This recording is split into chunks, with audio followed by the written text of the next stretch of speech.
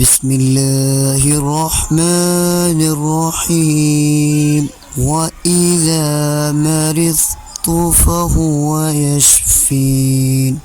کچھ مریض ایسے ہوتے ہیں کہ لیٹنے سے سانس تنگ ہو جاتا ہے اور چند قدم چلنے سے ہی سانس پھولنے لگتا ہے۔ یہ پھیپھڑوں کے سکڑ جانے کی علامت ہو سکتی ہے۔